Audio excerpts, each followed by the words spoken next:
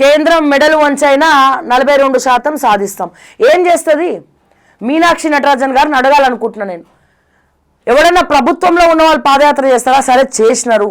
ప్రజా సమస్యలు ఉన్న సమస్యలన్నీ మీ కాంగ్రెస్ లీడర్లే. మేడం మీనాక్షి నటరాజన్ గారు మొత్తం కబ్జాలు, ఎక్కడ చూసినా కబ్జాలే. పాదయాత్రలో మీరు పబ్లిక్తో మాట్లాడండి. మీ 6 గ్యారెంటీలు విఫలమైనాయి, ఎందుకు పెట్టినండి? మీ 6 గ్యారెంటీలకు ఒక నమస్కారం అని చెప్పి వాళ్ళు మాట్లాడుతున్నారు. ఉత్తి ఏదో నడుచుకుంటూ వచ్చాడు కాదు పాదయాత్ర అంటే.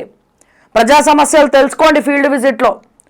గవర్నమెంట్ తరపున, కాంగ్రెస్ ప్రభుత్వం తరపున అంటే మీరు గతంలో కూడా పాదయాత్ర చేసారు, అది వేరే విషయం. భూదాన్ పోచంపల్లి నుండి మొదలుపెట్టారు పాదయాత్ర, 3000 కిలోమీటర్లు ఏమో. బట్ ఇప్పుడు చేస్తున్నారు కదా తెలంగాణలో సమస్యలు, మీ కాంగ్రెస్ లీడర్ల యొక్క సమస్యలు. ఓకే, ముందుగా ఆ కొడంగల్ ఓండి, అసలు కొడంగల్ నుంచి స్టార్ట్ చేసేది ఉండే మీనాక్షి నటరాజన్. ఎక్కడి నుంచి స్టార్ట్ చేయాలి మేడం మీరు?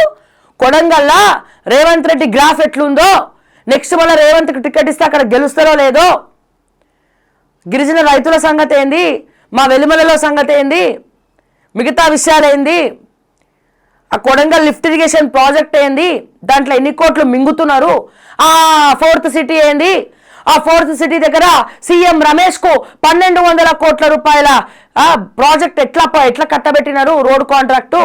వేరే ఎవరు లేడా? ఆంధ్రోడికి ఎట్లిచ్చిరు పోయి? ఆంధ్రోడికి తెలంగాణ ప్రాజెక్టు రేవంత్ రెడ్డి ఏ ధైర్యంతో ఇస్తాడు?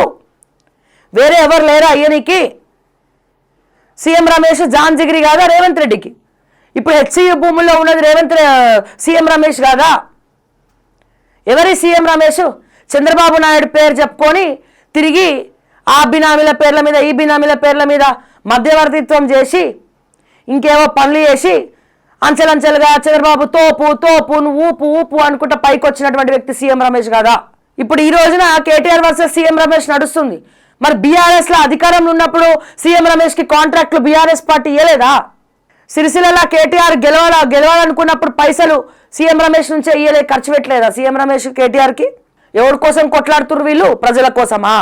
బ్లాక్మెయిల్ చేసుకుంటున్నాడు ఒకడికొకడు. కేటీఆర్ పేరు సీఎం రమేష్ తీస్తున్నాడు, సీఎం రమేష్ పేరు కేటీఆర్ తీస్తుండు. ఇద్దరు దొంగలే. బ్లాక్మెయిల్. అరే నువ్వు నా 4th సిటీ గురించి చెప్తే నీ బండారం బయట పెడతా అని సీఎం రమేష్ వచ్చిండు. మరి ఇన్ని రోజులు ఎందుకు చెప్పలే? ఢిల్లీకి కేటీఆర్ వచ్చినప్పుడే నా ఇంటికి వచ్చి కూర్చుండు, చెల్లెని కాపాడమని అడుక్కున్నాడని అప్పుడే ప్రెస్ మీట్ పెట్టి ఢిల్లీలో ఎందుకు చెప్పలే సీఎం రమేష్? ఎందుకు? ఇప్పుడు 4th సిటీ గురించి మాట్లాడుతున్నాడు కేటీఆర్. ఇప్పుడు హెచ్సియు భూముల్లో కూడా ఆ బీజేపీ ఎంపీ ఎవడరా నాయన అంటే సీఎం రమేషే ఉన్నాడు. తెలంగాణ సొత్తును, అస్తిత్వాన్ని కొల్లగొట్టినటువంటి వాడు సీఎం రమేష్ అని చెప్పి కేటీఆర్ మాట్లాడుతున్నాడు. అందుకే సీఎం రమేష్ ఇప్పుడు వచ్చినాడు. మేకపోతు గాంభీర్యాలు వీళ్ళిద్దరు. మరి సీఎం రమేష్ వెనకాల ఉన్నది ఎవరండి? రేవంత్ రెడ్డి కాదా? హైదరాబాద్ సెంట్రల్ యూనివర్సిటీ భూములు పోతా ఉంటే ముఖ్యమంత్రికి తెలియకుండానే గిది జరిగిందా? అసలు లాజిక్ మర్చిపోతున్నారంతా. 4th సిటీ మొత్తం దండానే. దుద్దిల్లా శ్రీధర్ బాబు మొదలుకొని, బట్టి విక్రమార్క మొదలుకొని, కిచ్చెన్నగారి లక్ష్మారెడ్డి మొదలుకొని, అక్కడ ఉన్నటువంటి రేవంత్ రెడ్డి అన్నదమ్ములు మొదలుకొని మొత్తం లాబీయిస్ట్లే, తక్కువ రేట్లో కొనుక్కోవాలి, వీళ్ళకి తీసుకుపోయి కట్టబెట్టాలి. వీళ్ళ అమెరికా టూర్లు, ట్రిప్పులు దానికోసమే. సాక్ష్యాధారాలతో అతి త్వరలో నిరూపిస్తాను నేను 4th సిటీ దండాలు ఏందనేది. వాళ్ళు ఫార్మసిటీ అంటారు, వీళ్ళు 4th సిటీ అంటారు. కేంద్రం మెడలు వంచైనా 42% సాధిస్తాం. కామారెడ్డి డిక్లరేషన్ మేరకు బీసీ రిజర్వేషన్ల హామీని నిలబెట్టుకుంటాం. దేశానికి దిశ రాహులే.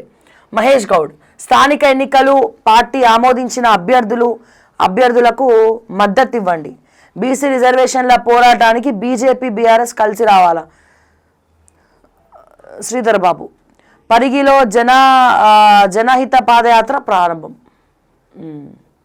ఆ పరిగి నుంచి కొడంగల్ కూడా ముందాక పోతే బాగుంటుంది.